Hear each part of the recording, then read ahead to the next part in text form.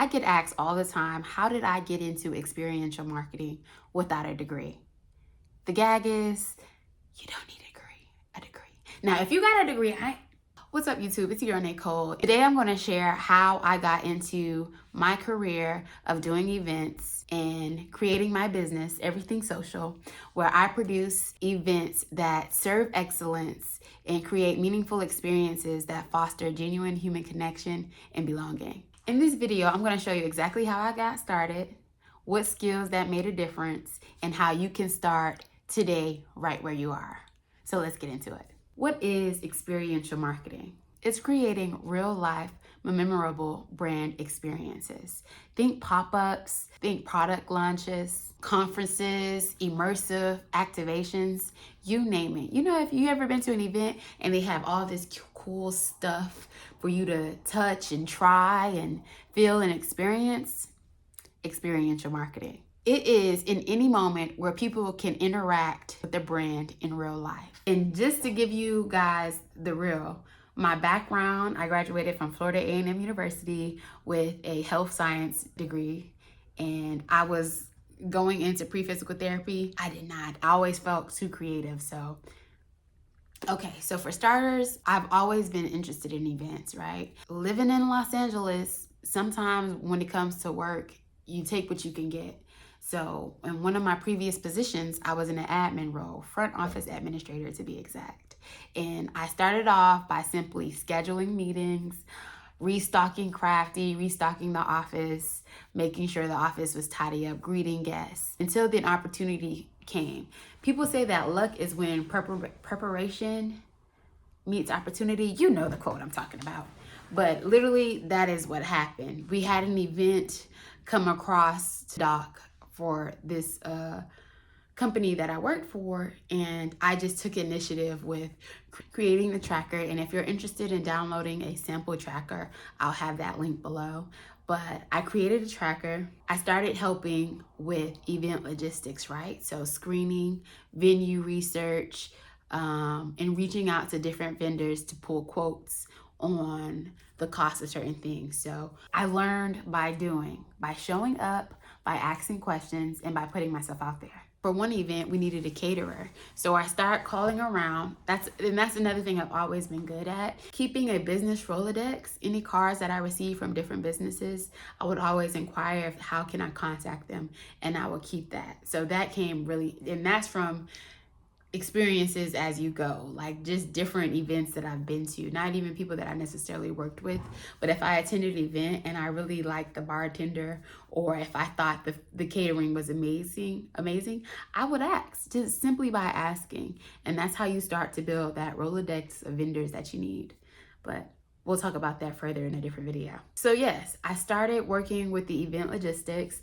I would, whether that was screenings, vendor emails, curating guest list. I was already doing experiential marketing without the title. So think about it. If you are planning events at work right now, whether that is a company lunch, your Christmas part, your annual Christmas party, you're already creating events. So just keep that in mind as you continue to do that in your current role. There are 5 key skills that are transferable that help me get into this industry. Okay, so number 1, project management.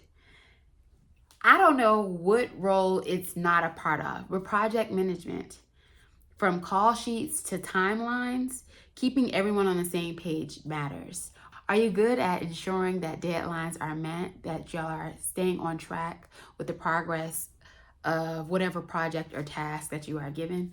That is super important. Number 2, vendor coordination. You've probably done this before. If you had to hire a caterer, a caterer for an office lunch, or if you had to hire a plumber to come fix the office bathroom, are you able to effectively communicate with the vendor to talk about prices, to talk about what is needed, what is expected? Number 3, budget tracking. So there's so many ways you can do this. On one of my jobs, I was trained on how to use this software called Hot Budgets, and then also this other software called Concur on budget management.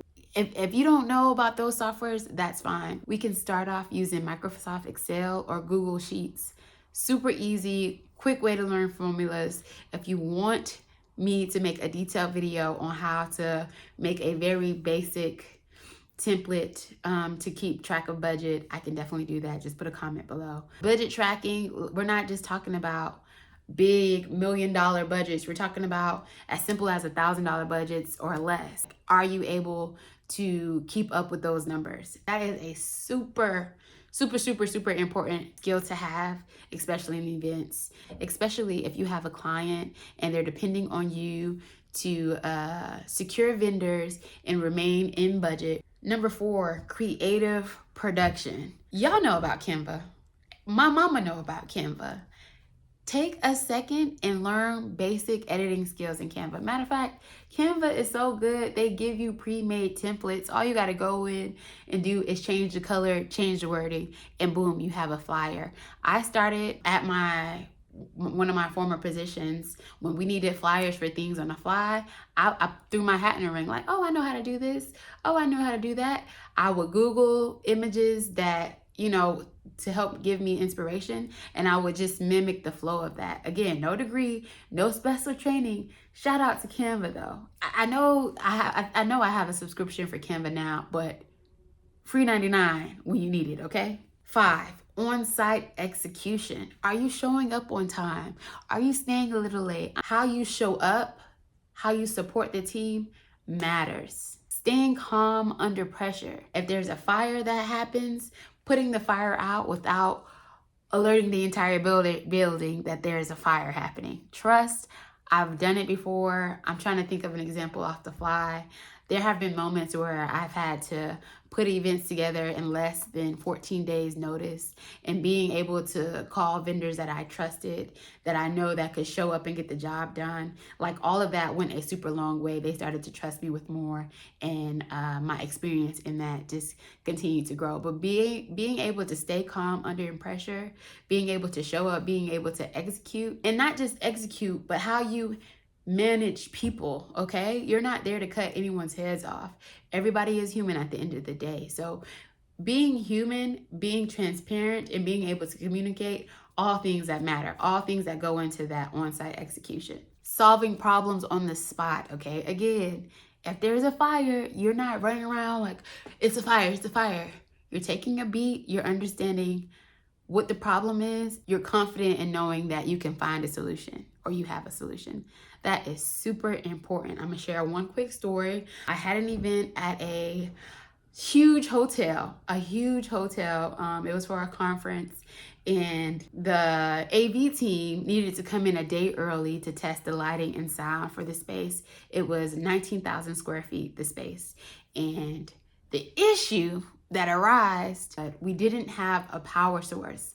The way this hotel worked, they needed to alert the electricity team, I don't know the name of it, to provide a power line from the roof for both days. So not just for the event day, but for the day before.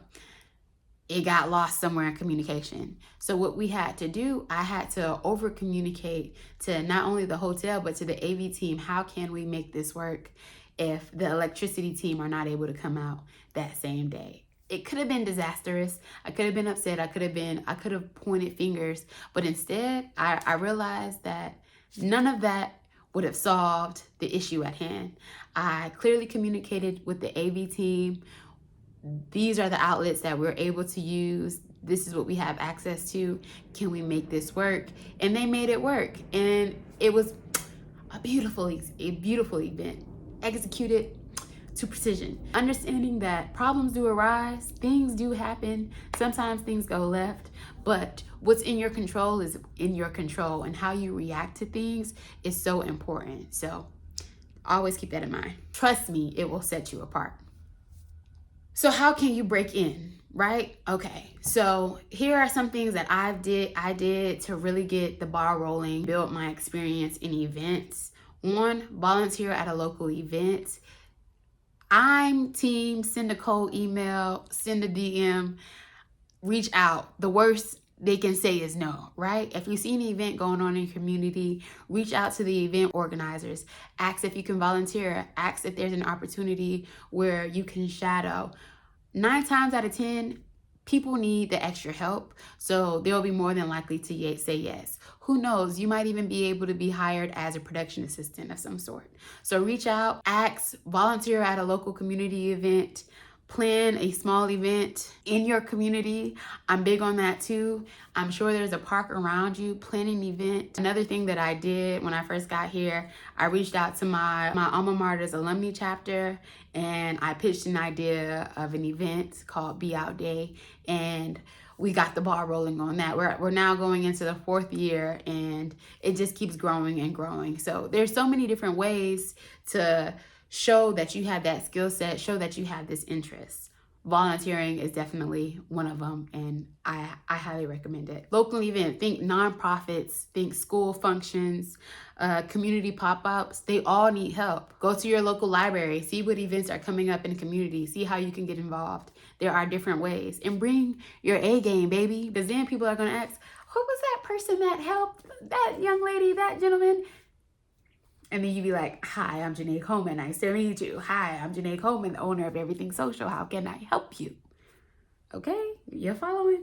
So that's step 1, volunteering. Step 2, keep your receipts. What do I mean by that? Document what you're doing. You just volunteered for this. Recap, take some pictures, document this, all of this stuff. Put it on your resume, okay? If you don't know how to put it in your resume, put in a summary in ChatGPT of what you did and tell them to spruce it up so they can put it on your resume, okay? Document that, keep your receipts, and keep building on that. Don't do something and then completely forget about it. No, that experience matters. Step 3, post your work. I'm on LinkedIn. Let me tell y'all what I did today, okay? I'm on YouTube. Y'all ain't seen one of my videos yet, but it's coming. Let me show you guys what I did. Let me show you guys what I'm capable of. Start the conversation. How will people know that you do these things, that you offer these services, if you never say nothing? Think about it like that. You have to put yourself out there, right? Right. Step 4, pitch yourself. Don't wait for the title. Y'all might need to call me Miss Nicole Emails, because pitch yourself. Okay, you don't have to wait for the title to put yourself out there. Here's what I've done. Here's how I can help. Here's where you can reach me, period. In-kind donations. This is what I can do for you. Pitch yourself. How will people know if they don't know that you do it? Come on now. That's my 2 cents. If this video helped you or encouraged you to get started, go ahead and give it a thumbs up. Leave a comment below about an experience that you had that made you want to go down this career path. Let me know why you're here. Thank you again for watching this video. I'm Nicole. Until next time, be love. Most importantly, be light.